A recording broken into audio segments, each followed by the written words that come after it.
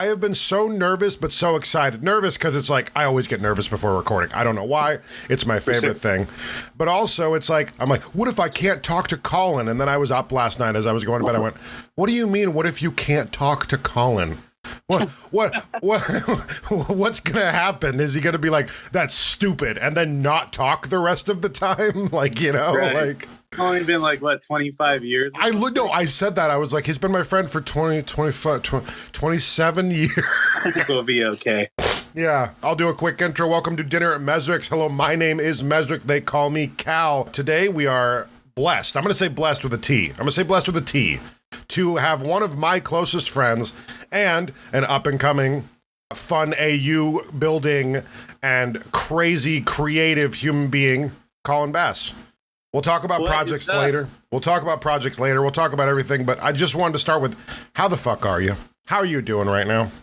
I'm good, man. I'm excited. I was looking forward to this. I got off work and was looking forward to talking to you and the spaghetti my girlfriend made. And yeah, I'm really good right now, man. How are you? Well, let's talk about that recipe real quick, because I am in heaven. I have never cooked a turkey-based anything because I fear change. And B, I'm a white guy, you know how I am. I play a Mexican on stream, but I'm a white kid, so adding all these different spices. I also winged it because I didn't have one thing. I didn't have turmeric, so I used spicy paprika, which I know is not the same flavor profile. Feel good, though. Oh my God, I'm in heaven. I was just scarfing down the turkey. I had to make more turkey because I ate so much of the turkey while I was cooking everything else. So yeah, Shelby sneaks the turmeric into all my food because of my bad back. So it really helps with inflammation and, irritated, injuries from your past. So turmeric's a godsend, man. So try to pick that up next time you're at the store. It's a natural fucking body relaxing stuff. Well, I think it's more about inflammation than anything, but for sure. I'll tell you what, I've had some bad back injuries. Of course. Doing all the superhero shit. Yeah. And my worst one, I did physical therapy. I got shots in my butt. I was on super strong pain meds. Oh my God. Once I started stretching and swimming and eating turmeric every day, that's when I really felt the road to redemption was real. To recovery. So do you feel like any of your injuries as a kid, like when you played football, were those any of it, or was it just beating the fuck out of yourself jumping over cars? It's definitely a football one from when I was quarterback. I injured my back really bad, like my sophomore year. And then I got flipped onto a truck during this big fight scene. Yeah. And it just re-injured it super, super bad. Oh, no. Right when it happened, I was like, I know this feeling. I haven't felt this since I was like 16. Yeah. So yeah, it's definitely I re-injure my back quite often because of it, but I've been much, much more careful. And as I get older, I kind of stop being so reckless with fight scenes and I stretch more. Yeah, more. It's all stemmed back from that football injury for sure. I can feel it sometimes when I'm not doing anything. It's nuts. Same thing happened to me in wrestling. I hurt my knee my sophomore year. And it was fine, whatever. But then I was wrestling 215s weighing 180 pounds. I think I remember that. Yeah. So I got flattened by this dude in my knee. And another, when I went to my first tournament, I thought, oh, my knee's fine. And then boom. And then I quit my senior year for acting. So 100% feel you on those injuries. And even now, when it gets cold, my knee's still fucked up. It never fully recovered. I don't think I'll ever have a professional sports career the dude from Invincible. I don't think that's going to happen. Yeah, me neither, TB. So turmeric. All right, no, I'll just have to add that. I love that. What kind of workouts are you looking at for keeping into shape for what you're looking at? Because I see you in those costumes. No homo. Sir, you got to calm down. You got to calm down. Well, dude, I have been full office mode since I got this, ongoing marketing job. Yeah. And I never really I wasn't filming as much, so I got fat and happy. But then I was pitching Son of Trunks to my boss, and he was just like, I don't know, man. And I was like, dude, if you greenlight this and you really have my back on it, you'll see me. I can get in shape real quick. And I know what to do because I know my body. And really, I intermittent fasting. So I do one meal a day, which is very hard for me, but I do it. Oh, wow. When do you drinking? What's your window for the intermittent fasting? Sorry to interrupt. What's your window? I try to digest at around 3:00. So I'd like to take a shit before I go to bed, basically, is what I aim for. Wow. That would, oh my God. Yeah, it's not fun, man. It's not, but Dude, I can't tell you how different I looked, but I did a combination of intermittent fasting, which was hard for me. But what was really hard for me was no drinking, because I love to come home and have a beer, you know. Of course. So no drinking, cold turkey on drinking. How long has that been? How long have you been not drinking? Oh, dude, it was up until I filmed on Saturday. We did the Son of Trunks day one. Yeah. I immediately got beers after. I was like, dude, I put myself in that tight ass blue suit. I couldn't believe it. I looked at the pictures when I woke up and it was like, holy shit, it's him. Bro, it's the boy. I walked out of the bathroom and I was looking at Shelby and Shelby's looking at me, and I was just like, I fucking did it. Like, yeah, you can always be in better shape, but I looked like a completely different person 2 weeks before. And then I take green tea pills that helps with digestion and metabolism. Okay, for sure. And then it's kind of like One Punch Man, but I do 100 push-ups. I do as many pull-ups as I can throughout the day, and I burn out before bed. And then I do, those like old school 80s wheel things where you push it on the floor and bring it back up. Oh yeah, your stomach is down. Yeah, exactly. So then I do as many of those, which isn't very many. And then I do some cardio and I go run and get watermelon down at the store, a mile away. So doing that just every day and like trying to stay consistent and not snack or drink or, pile. Yeah. That got me, dude, I'm not exaggerating. I think I lost about like 14 pounds in just a matter of weeks trying to get ready for Son of Trunks. And that's not even water weight. That's just that shedding. Totally. Yeah, dude. The bloat for sure. I got rid of the bloat, got rid of the booze weight. And I just like saw so much difference. And then I swear to you, man, once my boss saw me taking it so seriously, that's when he got on board and gave us the budget and everything. It was really cool. And then I got a real ranger from the Dino Charge season to be my co-star on it. So everything was just kind of lining up. And then that motivated me because this guy's got a 6-pack and can do like a one-handed. But yeah, it's a combination of all that, man. But it's I'm really inconsistent with, like, right now. I'm not filming anytime soon, so I'm just doing what I want when I want. And then when it comes time for filming, I'll go on that crash diet again. Do you feel like the amount of time in between filming is more comfortable for you now than when you were starting? Do you feel at peace? I mean, between filming. Yeah. I think I do, just because it's become my full-time job is working for this media company. Yeah. I was so insecure and really hard on myself when, I had that full-time job doing Star Wars product development. And then on the weekends, I'd go play superhero in tights. And I'd always kind of feel like, man, what the fuck am I doing? And then now that I always joke with my current boss, because the same thing that I was always in trouble for at my old job is now my full-time job. And I get to market and do marketing and do acting and writing, and like the things that I used to always get in trouble for is now what pays the bills. And I feel way more confident that, like, yeah, you know what? I've had some flops and I've had some like kind of embarrassing videos come out, but dude, look at where it led me. And I'm very happy here. And it all kind of felt like the only reason why I got this full-time gig is because I never gave up and because I did those embarrassing, not very popular videos.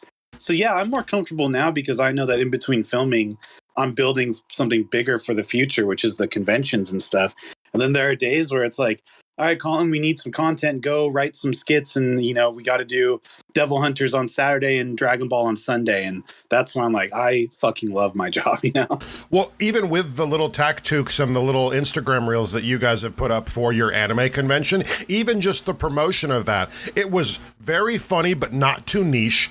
It was giving the Dragon Ball Z vibe that we needed to be excited about anything and bringing it, bringing all of the press to your convention. Like the one where it's like, we time traveled and that was the most amazing convention in the world. I know that you may have thought that was hokey. I laughed. I genuinely laughed. I was like, this is stupid as fuck, but god damn it. Like, no, that's one of my favorites. And those ones are fun. So like, and also back when I first got this job, it was just someone pointing a camera at me being like, what's up, guys? Calling from Anime Planet here to remind you that blank. And I would go to my boss and I was like, dude, why don't we, embrace that? A lot of us are actors and writers and let's make them informational but funny. And then those days are just my favorite days at work because I just go pop open a beer and come up with some ideas and film with my friends, these little jokey things that also tell the attendees what they want to know. And, it's funny because at the con, I'm like, they're kind of hoping they know me from Reverse Flash or Power Rangers or something. But now they're like, dude, you're the guy from the skits on Instagram. And I'm like, yep, that's me. So you've got all of these projects that you've worked on for the last, what, decade? 10 years probably? Yeah. I just got a Facebook memory of it being like 11 years ago when it started. No way.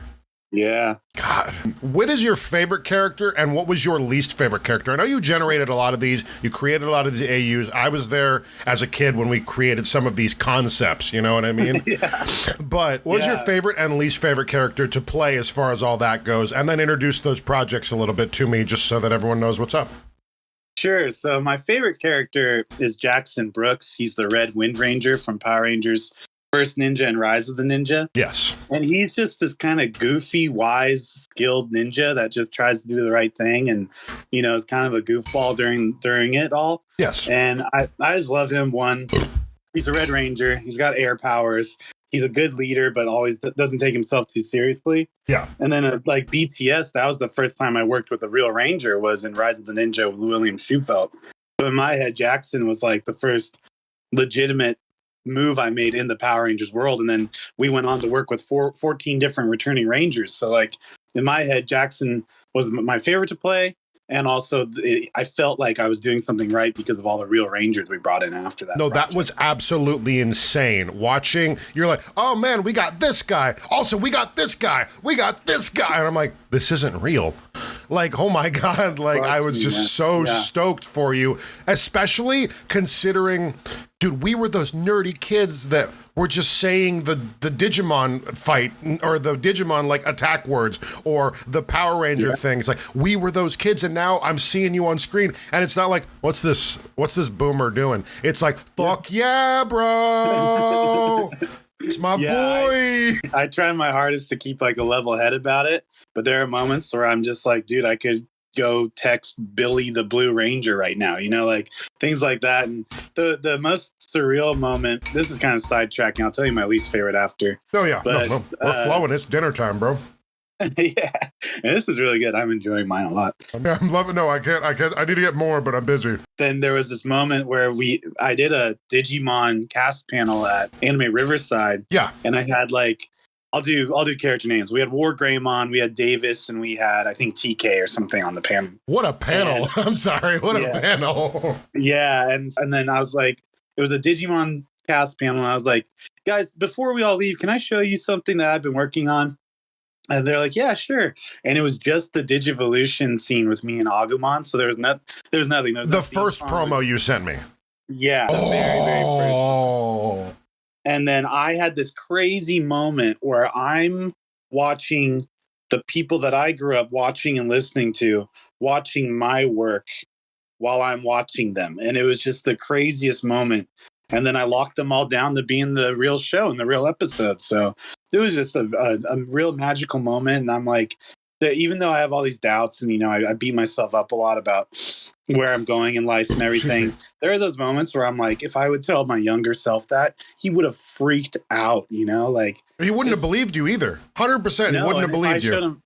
If I showed him like the VFX and the morphing sequence and the super speed from RFO, he would have been like, what are you talking about, dude? You're doing great. But, you know, there's always the imposter syndrome that I have. Mm-hmm. But yeah, so those moments make it like really, really special. But okay, least favorite character, man. I did not like my character we did a gender bend Green Arrow series.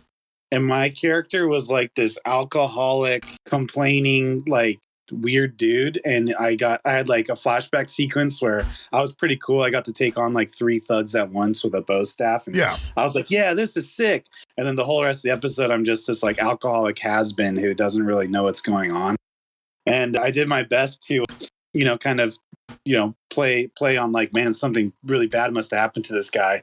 But then in episode 2, I was just wasted, and I was there like the dude on the computer when I really wanted to be out there helping Green Arrow and stuff. And that was because the writing room was a little complicated because it was like we wanted it to be a really like female empowerment show, right? Lots of girl power. Mm-hmm. And then it felt weird to have me writing it. So then there was more people in the writing room, and I was just kind of like, yeah, okay, whatever you want, because I don't want the worst thing you could do is be like, no, no, you can't. That's I'm a man, wrong. yeah, so I just went with it, and I just trust that they had a process, and my character never really got better, and then the show got canceled. It ended, and I was kind of relieved, to be perfectly honest. You didn't But want then that as the otherwise, legacy, realistically.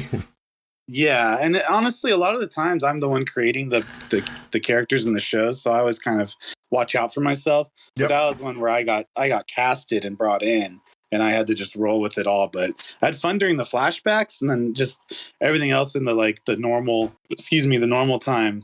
I was like, what is this guy doing? Why am I just drunk at the bar on a Tuesday? What's going on? Hey, you've got friends at that bar that show up at 10 a.m. and they serve breakfast till 1. Yeah, I was there for the food. So, oh my God, I just completely spaced. All right, so you didn't want that as the legacy. Was that part of a specific studio you were working with, or was that because you had gotten the ball rolling, you had to kind of give a couple acceptance things here and there?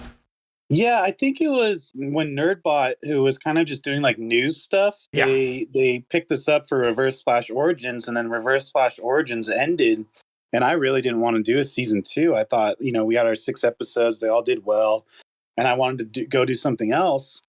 And then my producer at the time was like, I want to do a gender bend DC thing about Green Arrow. And I said, don't do it, dude. There's already a successful multi-million-dollar Green Arrow show on the CW. What are you doing? Like with Reverse Flash, at least there's a character that we barely saw in season 1 of Flash. So I felt like we could expand on it. But with this, it's just an established world. Yeah, we've seen a successful Green Arrow going to work. And then so I basically swallowed my pride and I said, I don't want to, produce it. I don't want to like be the showrunner, but I'm down to be in it. Okay. And then one thing led to another, and I was the boy version of Black Canary. I was Black Condor. So it was just kind of me still being a team player, but also I just thought that it's like if you were to go do a Daredevil series right now, you're always going to be compared to the awesome Daredevil Netflix show. Which, was fantastic. The actor, I don't remember his name. Fantastic. Charlie Cox. Fantastic. Daredevil. Yeah. Better than B Fleck, to be complete. If we're going to be real about it. I love the Daredevil movie. I think it's got a wonderful cast of characters, but Ben Affleck isn't Daredevil. He's not my Daredevil. I understand. Yeah. So it just became like that. And I was doing my best to just try to still be a part of it. But then I went down the Power Rangers path, which, it did way better in every kind of way, down to like monetarily and to stats wise and to opportunities and all these different things. And then now I feel very burnt out on Power Rangers. So I went anime. And, I've had some flops, but I'm still proud of DigiDestin. And I did Shaman King and Metabots just to kind of like check off some childhood dreams. No, yeah, I saw that. Oh, my God. Dude, it's just like I'm on screen with Metabee and, Amidamaru. It's a dream come true. I'm still happy I did them. Dude, and then we used to make the sorry to interrupt, but I just remembered our holes. We were digging holes, and then we were Shaman King, and we took all that dude's fence posts and made Nerf weapons out of it with duct tape as our fucking final swords and stuff. Like, yeah. In episode 1, would just use a stick, and then Amidamaru would go into the stick and he'd kick ass. So we're like, why don't we use sticks? But now I feel kind of like how I felt with Reverse Flash and Power Rangers. I think I have something special here. So I'm diving into Son of Trunks, and it's going to be like kind of like the next generation of Dragon Ball, where it's like sons and daughters and androids and stuff. Yes. And I feel like I feel refreshed again, dude. So that's where I am right now with like where I've gone. Then like there's been a bunch of like random gigs in between, like the fight videos and things like that. But the ones that I'm really, really passionate about, I think people can tell, and they usually end up doing pretty well. And, I hope they inspire people to get out there and be creative. Is your passion rooted in current projects or the future of project making? I understand that you're working really well with what you had been provided, but now that you have almost an unlimited pool as far as comparatively what you had before, is there more passion drawn into or pushed into it as you get more and more momentum? or are you kind of like building up to something greater? I think I'm in the moment kind of guy. Okay. Like, I'm Son of Trunks. I literally months and months and months ago, dude, all I had was the name. I didn't know what to do with it or anything. And then I kept kind of going like, what do I want to do? Not like, what do I think will do well? What do I want to do? What can I get people involved in? What will be my next thing, you know, like without sounding like a douchebag, my next successful project, basically. And so I think I'm really more in the moment. And dude, I had been working so hard and planning, and the most professional I've ever been with like scripts and call times and craft service tables and blah, blah, blah, was Son of Trunks. And we were on this like crazy bunker set. And I felt so like fulfilled and refreshed. I'm like, this is why I do it, man. Like I'm stoked on this character. I'm stoked to be in an IP that I've loved since I was a little kid. And I'm not really thinking about the next thing because I just want this to have all my attention, you know, like I still have to finish Shattered Past, which I love Shattered Past, but it's been kind of a pain just because there's been so many different moving parts, correct? Yeah, dude, it's a puzzle piece for sure. And I'm not stoked on it like I used to be, but Son of Trunks, I'm like thinking about it every day, and I'm changing the script and, you know, bringing in new people that are excited too.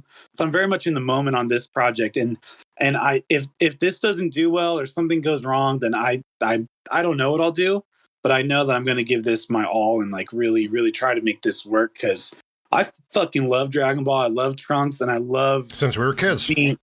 Yeah, dude. And like, I love being this character where all you really know is family history, and I can do whatever I want. I can do homages to Trunks and Vegeta, or I can go, I'm going to go down this path and make my guy like a real custom character. So I'm really excited about that. And we got some heavy hitters that I've kind of collected from different projects. And so, yeah, the future is a little scary to me, but I'm very much in the now and excited to like see what people think, because we're premiering the episode 1 trailer at Anime Pasadena. Oh, no way. Yeah, dude. We had a big, man, I want to say like 10-hour shoot day. Ooh, that was why you were so busy that day. You literally like, hey, I gotta go, and then boom, disappeared, bro. Like, yeah. And it was nonstop. And I was like, and then, you know, it was all in a bunker. So I hit up, bless his heart, Shelton Perry was the one who was like, dude, if you proceed with Son of Trunks, like, I'm down to do this with you. And that means it's like a relationship, man, because he's filming it, directing it, and editing it. And that's half the battle with me writing, acting, and creating, you know? No, of course, you have to have that balance. Even with podcasting, yeah. I'm finding a balance of like, oh my God, I have to edit 3 podcasts tomorrow to get 1 out and then the next out on Friday.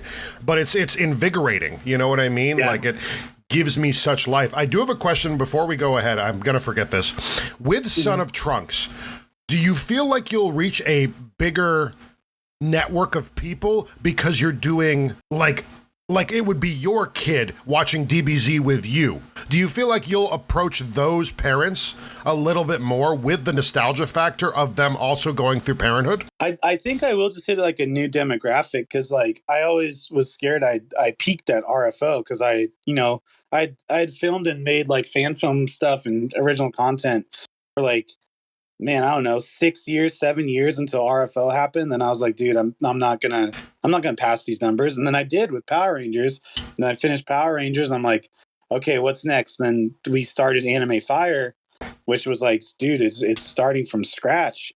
But I'm finding new people, and like, you know, stats are going up, and I'm making new connections, which means I'm still growing. But with Son of Trunks, I'm sure I'm going to get clicks just because they're like, what the fuck is this? Not because Colin Bass is in it or Brennan Mejia, you know, like. So I think I'm going to reach a new fan base, and if it's like, you know, young kids and adults, then that's the dream, right? That you can appeal to everyone. But I think that I have something I've never had before, which is these conventions that I do, where I can be like, you know, 20,000 people go to Anime Pasadena, and I could put Son of Trunks. 20,000. Yeah, we had like 18,000 last year, and we're looking at 20 this year. So like, but now for the first time ever, my full-time job is anime, and it's going hand in hand with my passion, which is acting and writing of anime, you know? Not to mention the live action One Piece really made it possible for people to go, okay, maybe this won't be dog shit, you know? And even with that, reserved opinion, but I feel like we are entering a new state where, yeah, can Netflix throw out a couple fucking duds? Yes. But like you said, it does open that door. It gives hope, basically. With the conventions, how did that erupt? Because I literally, I saw you doing your shit. I saw your, I was out here, I was sporting. But then you were starting an anime convention. Where was the transition between I'm a dude making some cool content to holy shit, we can bring this whole world to people? What was that switch? So it was still NerdBot days, but I was working for NerdBot, like more like just kind of general marketing stuff and just like odd jobs, but then it still allowed me to film and for them though. So of course, then one day COVID kind of ends and conventions are back, and my boss is like, "Dude, we need to do this, this, and this." And then I was like, "Dude, I could do it. I mean, I know how to market, and I could hop on camera and explain things." And he's like, "Oh, okay, we could try it." But then I started being the guy, right? I started doing interviews with the celebrities on lives. I started being like the informational dude. I started doing lives in general. I started doing like all of the like face of these cons. And then after that, Riverside happened and we got another con. Then after that, Vegas happened. We got another con. And I just kind of became the marketing director, but also face for it.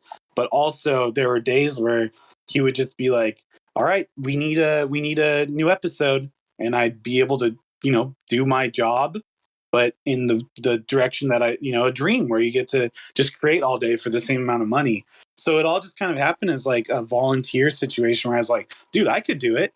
And then now we're doing 3 cons a year, and I'm doing a lot of like producer stuff for the YouTube on Anime Fire. Yep. So it was all kind of an accident, but it was just me being willing to try, basically. And I'll tell you what, man, I sucked at first. I was horrible. I forgot posts. I didn't know how to memorize things. I didn't know how to do shout outs or anything. And then now it's like second nature to me. And I'm still able to film on those days and get content out for Anime Fire, and I like took over as producer, which means I'm able to do what Elvin did for me, which was make your dreams come true. You have a project, it's a good idea. I'm going to do what I can to make it happen, and that's where we're at now. We're in I say that right now we're at the beginning of a wave forming because we have like 4 new shows coming out within the next month, and I'm really excited about it. In the next month. Yeah, because we filmed all of them and they're all in post-production now. Wow. So we're gonna have like teasers and releases and stuff, but they're all, new things that, we don't have previous episodes of. Any sneak peeks on some of those, or are we under wraps right now? No, I could tell you. So we have this one. It's a tabletop RPG. It's called For Empires Champions. I'm really interested in that. That looked really fucking cool.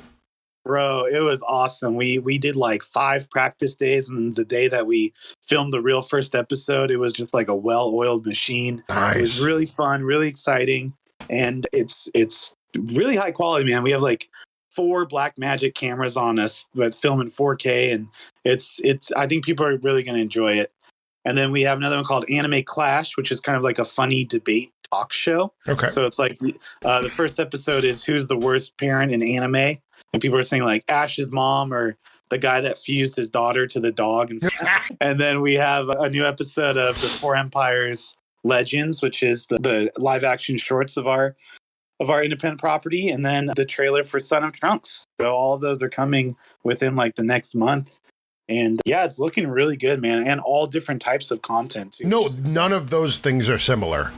Yeah. While they are in essence like, and also the hardest part of doing things like 4 Empires is everyone's going to say it's like blank. It's like blank. You could say it's like Naruto. You could say it's like, no, everything is like everything. We've been doing the same thing for hundreds of years. Don't do this. Yeah, dude. You know what I mean? Fury and shit and Iron Man. You know what I mean? Yeah, right? Like, oh, let's get another Marvel movie. No disrespect to my Marvel fans, but I think the DC Batman was pretty damn good, not gonna lie. The newest one. Have you watched the newest one? I've seen everything, man. Oh, yeah, I fucking loved it. I was surprised. I loved the dude who was the Riddler. I thought 3 hours was daunting, but Robert Pattinson fucked. I'm sorry, he fucked. He did great. I think he was a good emo Batman.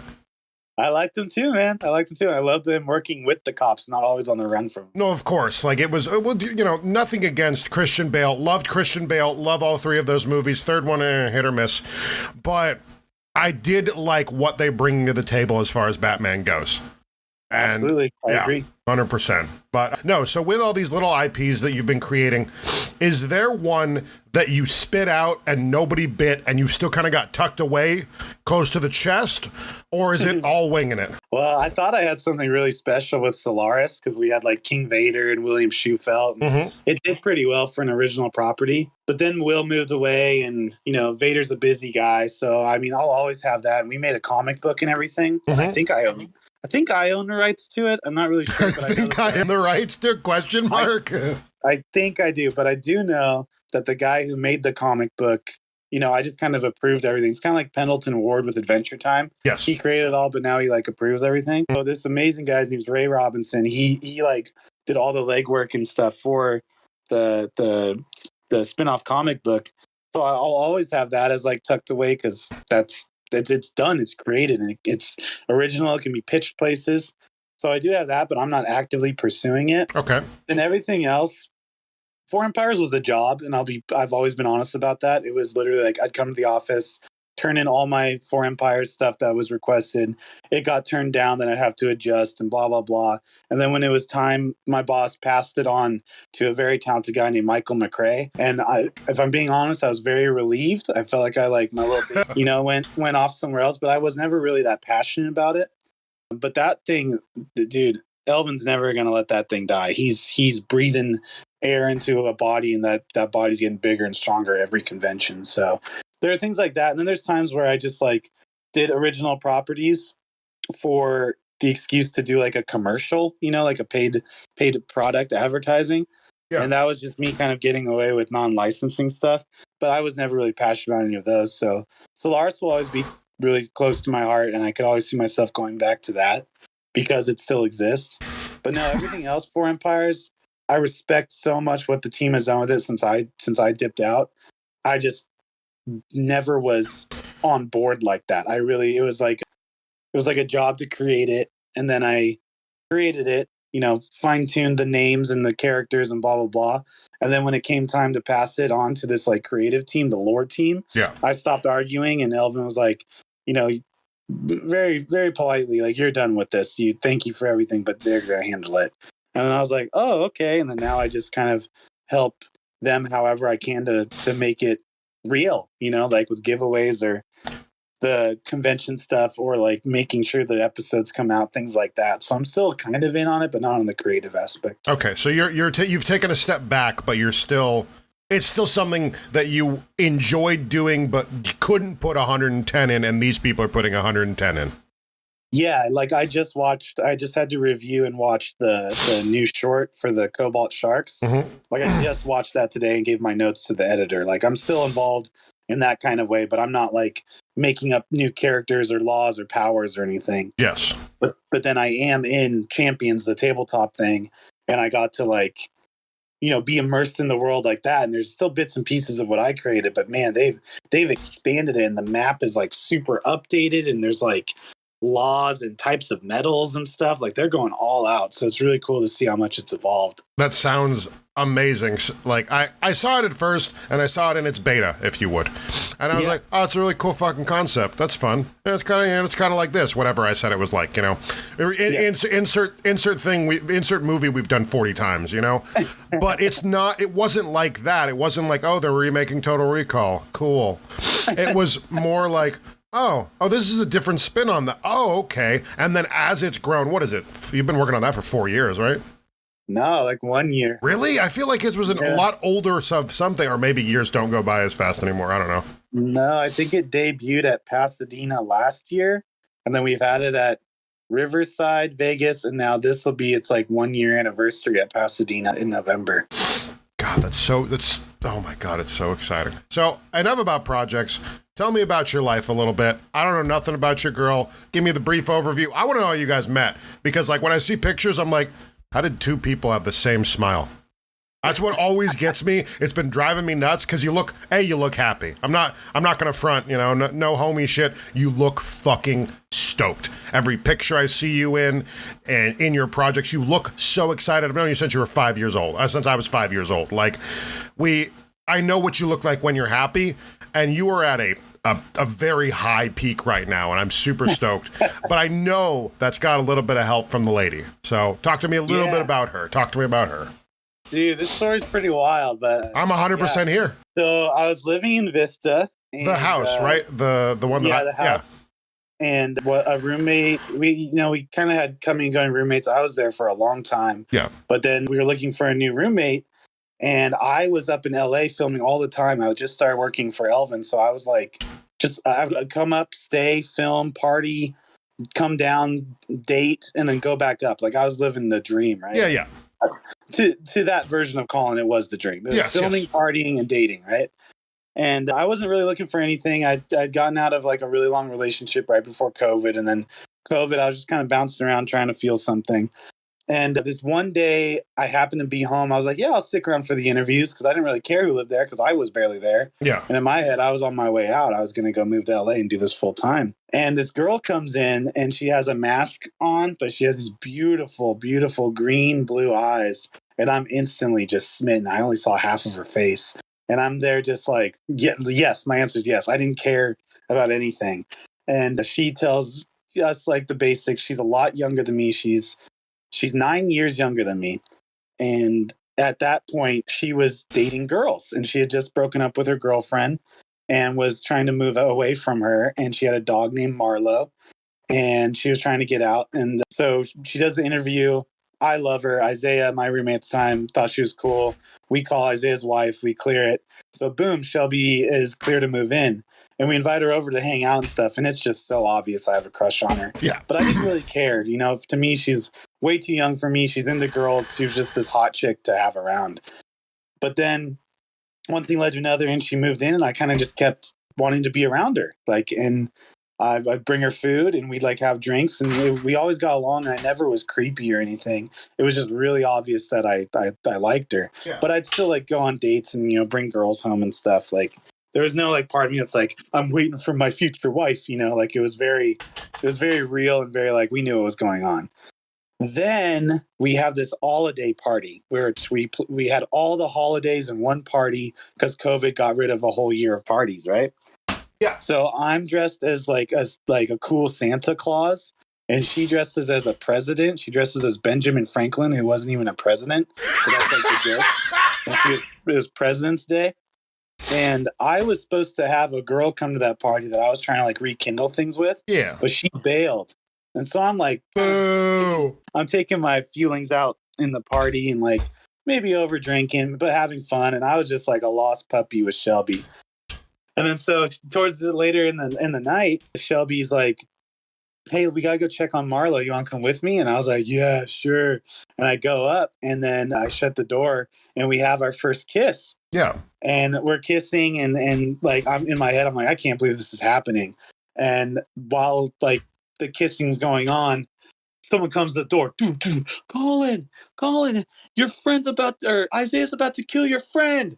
And I go, what? And I run out and Isaiah has my buddy up against the wall and his fist cocked, ready to punch him in the face.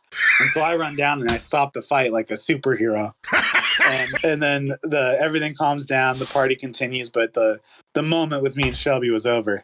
But in my head, I'm like, dude, I did it. You know, like I'd had a crush on her for a while, and there was no hope until we had our first kiss. Then the next morning, I'm like kind of flirting with her, and I'm like joking around about this and that. I wasn't expecting anything. And she just goes, Colin, you and I would never work. This is never going to work. And I go, okay, well, do you want to hang out? Yeah, sure. So we keep hanging out. I like take her to the movies, and slowly it starts turning into more of dates and like dating. And I bring her to meet my family. I bring her to the Nerdbot house to meet my friends, and I bring her to filming days, and there's still like nothing going on. Then one thing led to another, and she was on her way. This is her version of the story. She was on her way to come see me do this like big fight scene for Power Rangers. And the girl driving her is like, you're not like going to think about dating Colin, are you? She's like, absolutely not. I have a whole list of reasons why I would never date Colin. And she's like, okay, what are they? And then Shelby couldn't think of any. And that was when things like really changed and we started like treating this as like dates and like getting to know each other. And then, so keep in mind, like we're living together. She's met my family. She's met my friends. I've met her friends. And on the 4th of July, I take her to this like place. We're on the boat. And I take her to this place called Barefoot Bar and Grill. And I do this big, long-winded speech. And she was like, what? And at the end, I'm like, will you be my girlfriend? And she says, yes. And that was 4th of July, 2021. And we've been together ever since. And then we took over the house because Isaiah and Carol moved away. And I was making good enough money to take over. Yeah. And then I was like, I can't keep commuting to LA. This is before you and Marlo, I was gonna move up there. And then so we started getting in the mindset of moving up here.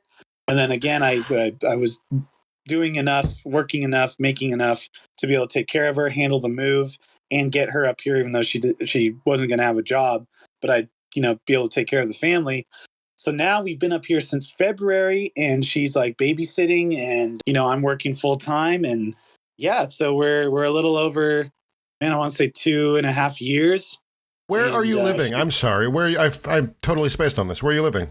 Oh, I moved up to Ontario, California. You live in Ontario? Wow. Yeah. So just north, right? Like just north of LA? Exactly. So I'm still outside of LA. Yeah. But my office is like kind of near Pasadena. Okay. So I have like a 25-minute drive instead of a 2-hour drive like I used to. Oh my God. And I don't have to crash on Elvin's couch anymore. So it's just, it was a really, really good move for me. And I felt like, hey, I fucking did it.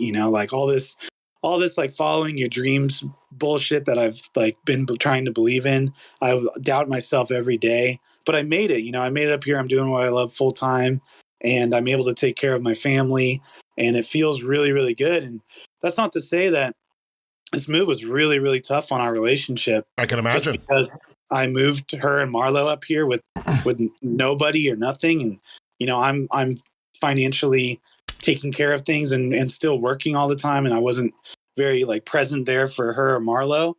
And then we kind of like reestablished things and just looked at things through a different light, and I tried harder to be a better boyfriend, a better dog dad. Of course. And then right when we were like hitting our stride and getting better, boom, she breaks her ankle in 3 places, and she's on bed rest for like 2 or 3 months. Ooh. Yeah, and she had to get surgery, and it was really, really tough on our relationship too. And then she started, getting better. And I think I kind of had a shit or get off the pot moment with my job, and I stuck through.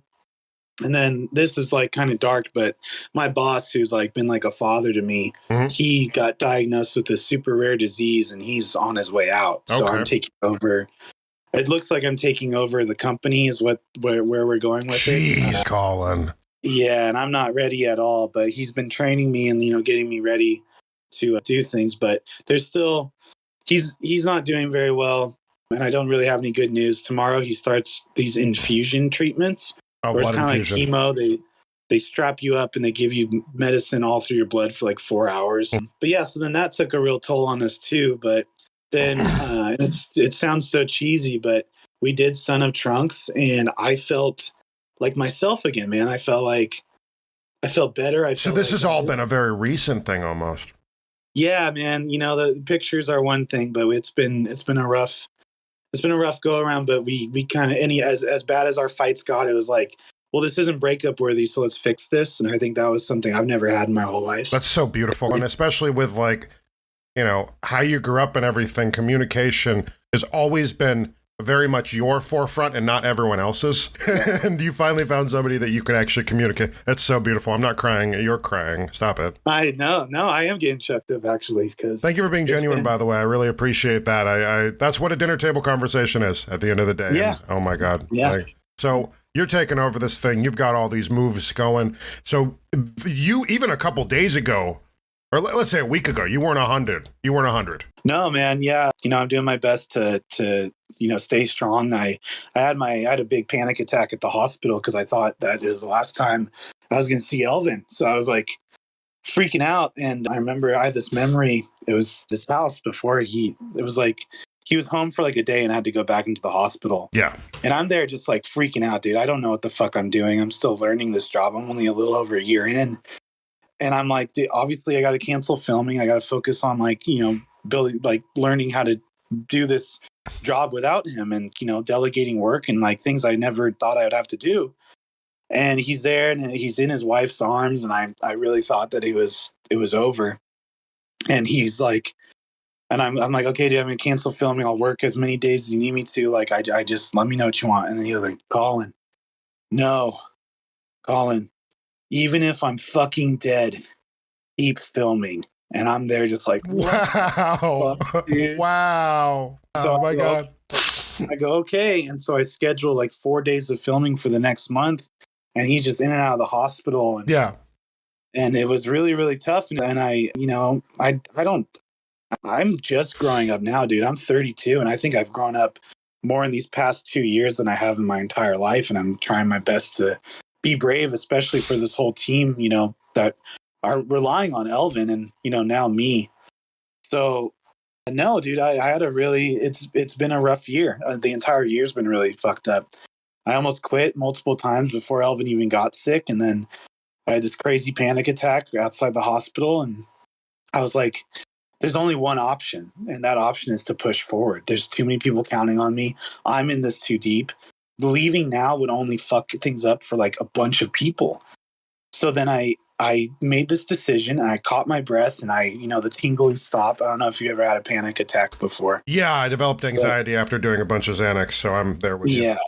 So I calmed down. I got feeling back in my arms and legs, and I stood up, and I was like, only one thing to do. I just got to push forward and show everyone that things are going to be okay. And once I had that attitude, I think it helped me and Elvin realize that like, this isn't the end. This is just like a real shitty stopping point.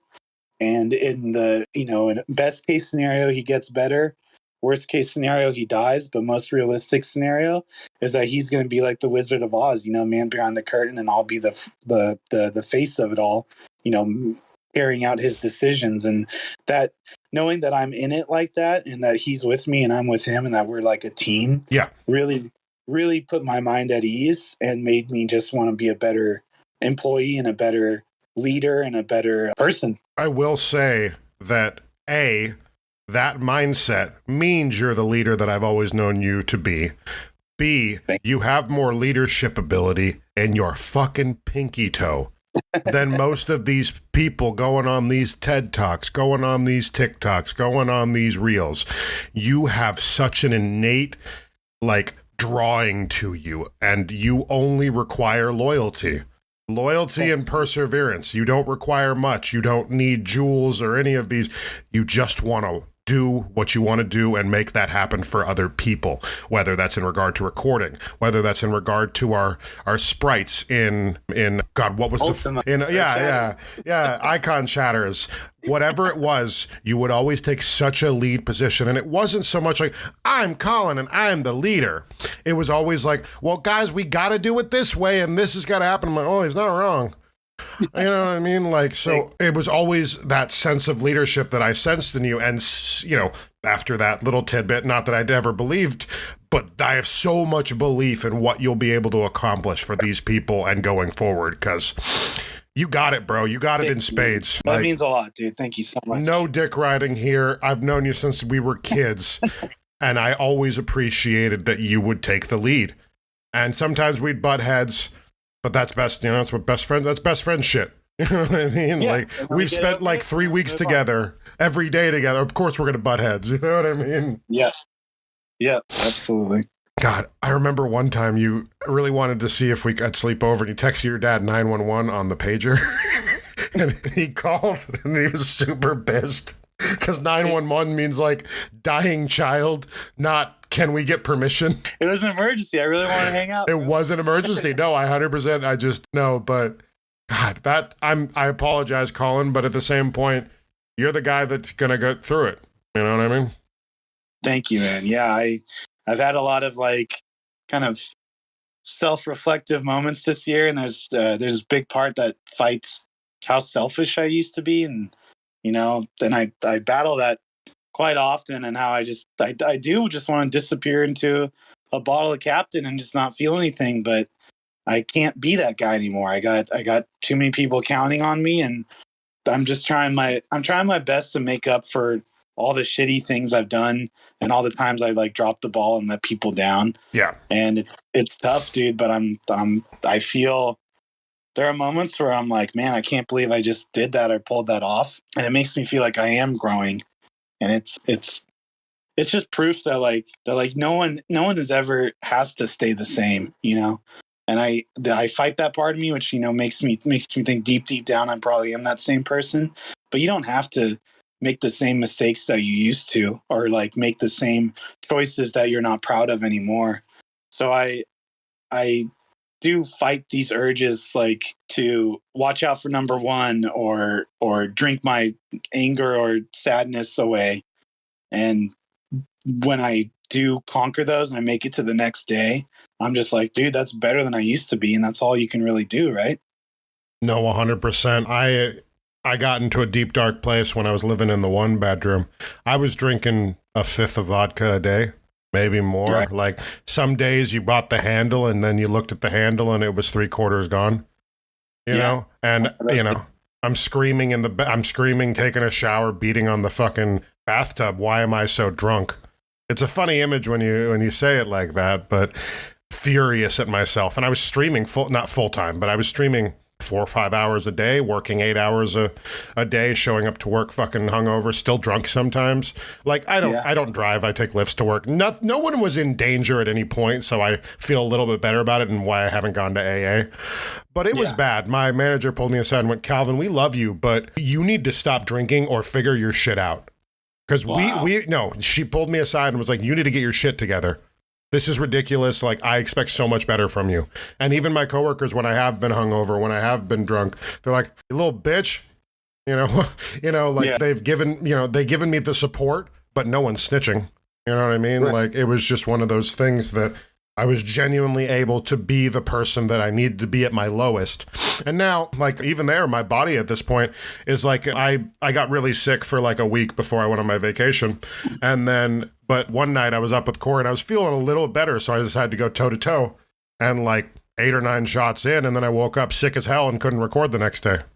It was 9 shots where I was drinking 20, 30 fucking out of the bottle. And now I'm at a point, like I had a sippy straw with the plastic flask, and just fucking put it in there like a Slurpee straw. And it was disgusting. But looking back at where I've progressed to, I'm drinking 2 or 3 beers every single day. I'm taking 9 shots before I wake up, when I get home from work, it's like 6 or 7 shots before I've even gotten on the computer at 9 a.m.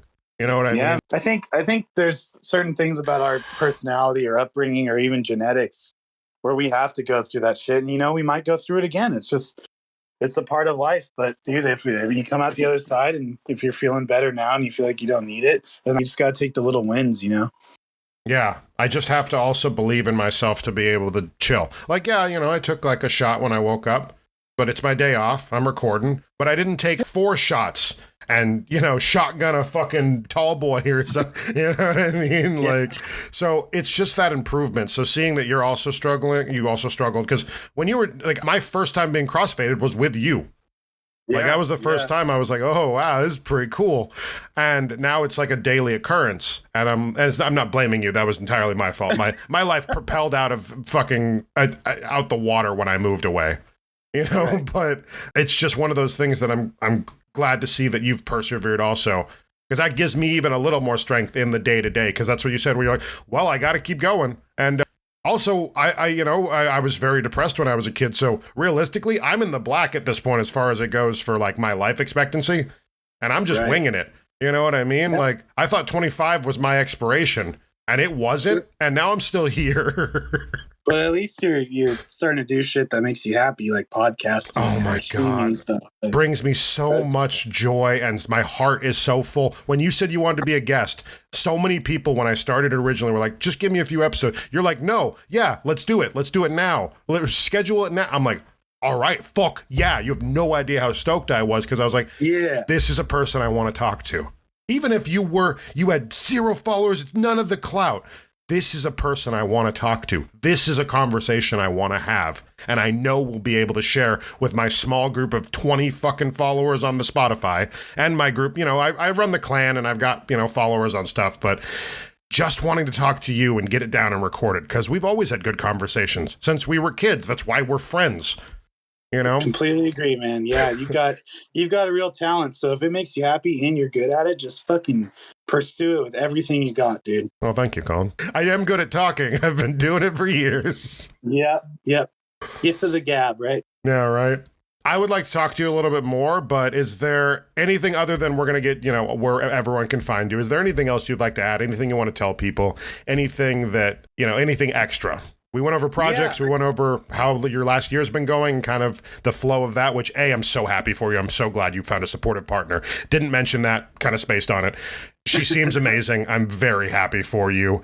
And even, I know the picture is a picture, but it just, you look so happy, Thank you, man. Yeah, I think the one thing I try to push with the little, bit of following I have is, dude, just promote what you love and stop bashing what you hate, because there's a lot of negativity in the world. And I think if we just put more of a spotlight on the things that we love and just kind of keep scrolling past the things that we hate, the world will be a better place.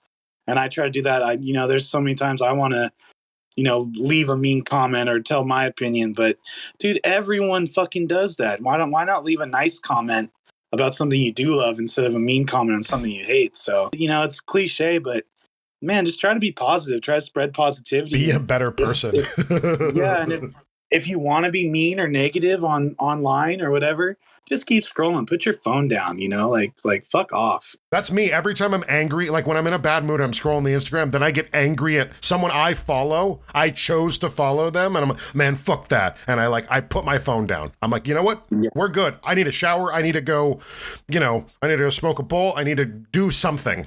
You do something productive right now instead of like, fuck you, you stupid bitch, or like, oh, you fucking asshole. No, just do anything else. No, I completely agree, man. So, Colin, where can people find you? We know we got projects coming up. This guy's going to be hot. You're going to want to be scoping his shit. So, this man in a Trunks uniform, you guys aren't ready for it. I'm sorry, you guys aren't ready for it. So, where can they find you? Yeah, Cal got the sneak peek. I only sent it to my DB heads. I couldn't believe it. It was like you photoshopped yourself. It was insane. Bro, when I saw myself in the mirror in the bathroom, I was like, holy shit. I've worn some cool costumes, but this one got me hyped. So Colin K. Bass on basically everything is where I put like my more personal stuff. Yep. And, what projects I'm doing. But then Anime Fire is my current project, the media company that I'm working for. And there's a lot of different types of content on there. I'm not directly involved with all of it, but it is, if you like anime and Power Rangers and stuff like that, there's something for you. And, even D&D and stuff, we've got a little something for everyone, and lots of new stuff coming, but also tons of content that we've already put out this year. So definitely check out Anime Fire. If you're in California or down the travel, check out Anime Pasadena, Anime Riverside, and then Anime Vegas. We have them all throughout the year. Super fun. Meet all your favorite voice actors and celebrities and stuff like that. And that's basically it. I'm pretty active on all my Colin K. Bass stuff, and I can't show any Son of Trunks stuff yet, but I have some really cool stuff planned. I am so excited. All these links, a couple of these links he'll send me will be in the bio of this podcast. If you're listening on Spotify, just click over on the name. Big drop down. I'll also be putting the recipe that I made today. Wonderful Miss Shelby's recipe. I wanted 3 more bowls of it, but we were recording. Dude, I literally was sitting there when it was hot and it was in just the bowl. I was leaving like the big bowl out, and I just kind of like took a bite, put my fork down, took a bite. It was like, no, I have to go to bed. Stop eating the fucking spaghetti. So like, I love it. It was an amazing recipe, and you'll like it too. Yeah. I love you. You're an amazing person. Man. We're going to talk a little bit more after this, but pick up your plate and put it in the sink, please. Thanks for coming to the table. Thanks, guys. We'll see you next time. Kiss, kiss.